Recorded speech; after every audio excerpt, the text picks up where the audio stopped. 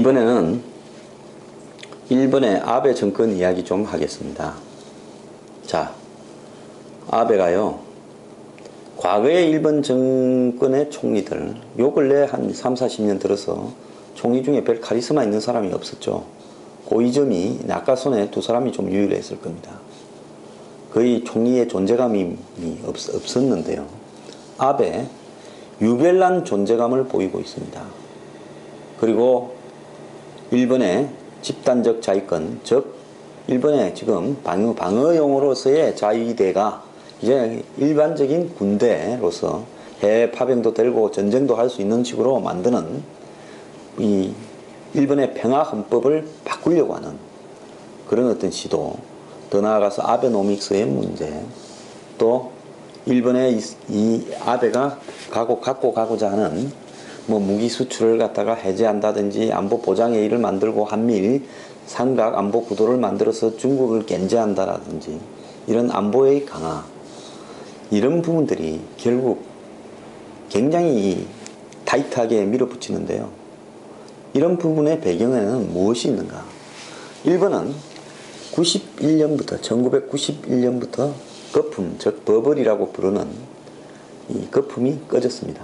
당시에 일본은 수출을 하려다가 87년인가 플라자 합의라는 미국과의 합의를 통해서 엔화를 절상을 시켰습니다. 엔화가 절상이 되다 보니까 수출이 안 됐습니다. 그래서 그 당시에 일본이 보유했던 엄청난 무역의 흑자로 축적된 돈들을 일본 은행들이 금리를 낮추고 문턱을 낮추어서 기업과 개인들에게 무한정 빌려줘서 내수와 투자를 장려하려고 했습니다. 그런데 기업들이나 개인은 그거를 빌려가지고 부동산을 이렇게 사기 시작했죠. 그래서 일본의 부동산 가격이 천정부지로 뛰어오르다가 91년에 터지기 시작했습니다. 그때부터 엄청난 기업들이 다 무너져 갖고 이 채무를 상환해야 되는 상황에 내몰리면서 일본 사람들이 은행에서 돈을 빌려줘도요, 빌리기는커녕 오히려 돈이 조금씩 모일 때마다 은행에서 부채를 갖다가 갚으려고 하는 부채의 축소에 매달렸습니다. 그러면서 사회는 이 쪼그라들기 시작했고, 더 나아가서 초고령화가 같이 닥치면서 수요는 점점 줄어들었습니다. 즉 빚을 갚아야 되고 초고령화가 진전이 되고 인구가 줄어드는 양상이고 노동 인구가 작아지고 이러다 보니까 일본의 경제가 규모가 점점 줄어들었어요. 이런 상황 속에서 일본이 20년 이상의 장기 불황에 시달리다 보니까 디플레이션 현상이 본격화되고, 그러다가 일본이 정부에 돈을 풀어서 일본 내부의 건설 수요를 창출하려다 보니까 한마디로 과잉 설비 투자가 발생했고, 일본의 이 국가 부채는 230%를 넘어가는 이런 상태에 내몰렸습니다. 자, 이런 상황에서 일본 내 역대 정권들은 구조개혁, 즉 뭐 노동유연화라든지 또 이 국가 예산을 이 지자체들이 나누어서 건설에 투자하는 부분, 그리고 일본의 국회의원과 그 다음에 지역의 농협과 같은 지역사회의 결탁에 의한 예산 낭비, 이런 것들을 시정하려고 엄청 노력을 해왔지만은 잘 안 됐습니다. 근데 고이즈미가 지금 집권을 해서 아베노믹스를 하면서 외경상으로는 2012년 12월 17일에 비해서 6월 중순경에 주가가 딱 2배가 됐습니다. 그때 9,800원이었는데요. 6월 24일 날 2만원이 넘었습니다. 그래서 주가를 2배로 뛰어났다. 뭐 이것도 업적이라면 업적입니다.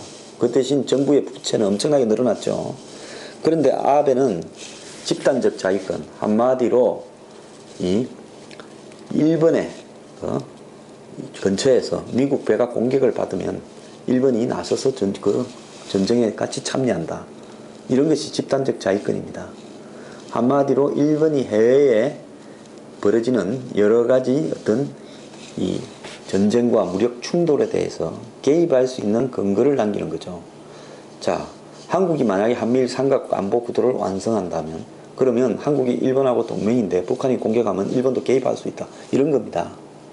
근데 이런 어떤 부분과 관련된 이 평화헌법, 그러니까 이 1945년에 일본이 패배한 이후에 일본의 자위대는 최소 규모로서 일본 본토를 지키는 데만 몰두한다라는 이런 부분이 대외적으로 일본의 군사적 참여를 확대하는 그 안보 법안으로 바뀌는 문제에 대해서 일본 국민들은 7, 8%가 반대하고 있습니다. 아직도 다수가요.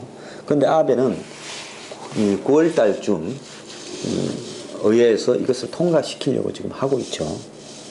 그런데 아베 지지율도 최근에 47%, 한국어는 보면 그리 낮은 거 아닌데 아베로서는 가장 낮은 지지율이랍니다. 해서 조금 떨어졌는데요.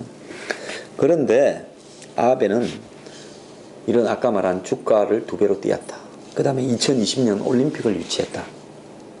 그리고 집단적 자위권을 규정한 법을 통과시키려고 하는 것. 그리고 무기 수출에 대해서 해제를 하는 것. 일본은 무기를 못 팔게 돼 있습니다. 이미 이제 팔고 있어요. 그 다음에 국가안전보장에 이를 신설하는 것. 이런 어떤 부분을 갖다가 진행시키면서 일본 정치권 내부에서는 거의 무적의 상태가 사실상 되어가고 있습니다. 2013년 참의원, 2014년 중의원 선거에서 연달아 이겼고요. 자민당 내부에서 도전할 사람이 없습니다. 야당은 현재 질이 멸렬해 있어요. 한국의 새정치연합보다 더 질이 멸렬해 있습니다. 일본의 자민당의 지지율은 38%고요. 일본 제1야당의 민주당의 지지율은 8%에 불과하고 있습니다.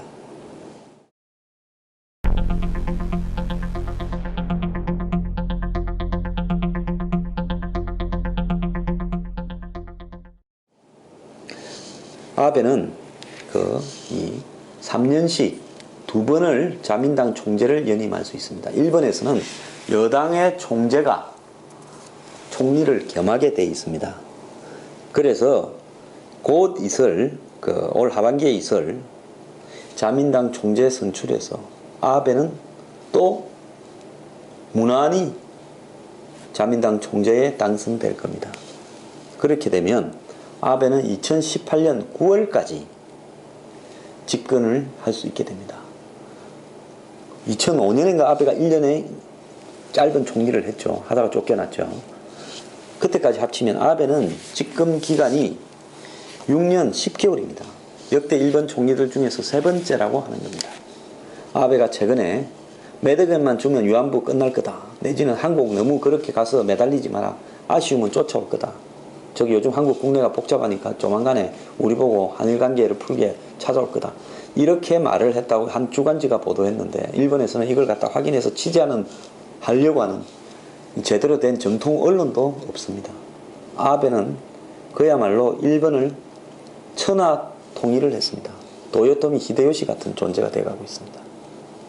그런데도 불구하고 일본이 이렇게 무력화되어서 누구도 아베의 이런 행태에 대해서 제동을 걸지 않는 것은 일본이 국민들의 전체적인 분위기가, 일본 사람들은 이런 걸 공기라고 부릅니다.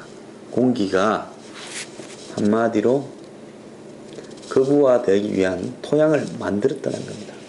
아베 개인이 문제가 있어서 극우가 되는 것이 아니라 극우로 가는 것이 현재 장기 경제 침체에 시달려 오고, 더 나아가서 미래가 잘 보이지 않고, 그 다음에 중국에 의해서 아시아의 명주를 추월당하고 점점 경제 사회는 규모는 축소되는 이런 일본 국민들의 어떤 시각이 마치 1930년대 중국을 침략하고 2차 대전의 일으킨 주역으로서 그 당시에 일본을 끌고 가던 극우 군부의 분위기와 비슷해서 가져가고 있다는 겁니다. 지금 전 세계가요, 유럽에서 극우가 승리하고 아니면 극자가 승리하고 정통적인 유럽의 중도 좌우파는 몰락해 가고 있습니다. 일본에서 이런 분위기가 나타나고, 또 중국이 대외적으로 굉장히 아시아 인프라 투자은행을 만든다. 이거 중국 내부예요. 과잉 투자 설비로 더 이상 투자하거나 돈을 쓸 데가 없어요. 그러니까 해외로 가가지고 중국에서 만드는 어떤 여러 가지 이 플랜트라든지 인프라를 수출하려고 나와요. AIIB를 만든 겁니다. 부패 척결을 한다는 거. 또 이 조도 문제를, 센카쿠 열도 문제를 일으키는 것. 또 이 베트남 앞에 난사 군도에서의 이 영해 분쟁을 일으키는 것. 이런 것들이 전부 다 중국 내부의 성장의 한계에 부딪힌 부분하고 깊숙이 관련이 있습니다. 지금 장기 불황에서요, 각 나라 정권들이 전부 포퓰리즘으로 극우 내지 극좌로 이렇게 변해가고 있는 것입니다. 그래서 이 경제가 좀 더 장기 불황이 되어 갔을 때 러시아가 우크라이나를 갖다가 상당히 침략해서 영토를 빼앗은 것처럼 곳곳에서 이런 분위기들을 볼 수 있을 겁니다. 결국 이런 방식으로 국민을 달래려고 하는 그런 어떤 정치가 먹혀들고 있다는 겁니다. 지금 전 세계의 장기 불황, 앞으로 전 세계의 이 곳곳에서 전쟁이나 극자 극우화에 의한 후유증과 폐단을 우리가 볼 수 있을 거고요. 이것이 결국은 전쟁으로도 발휘될 수도 있습니다. 그렇기 때문에 이 장기 불황에 대처하는 부분에 있어서 정말 우리가 이 바라보는 시야를 넓혀야 될 것 같습니다.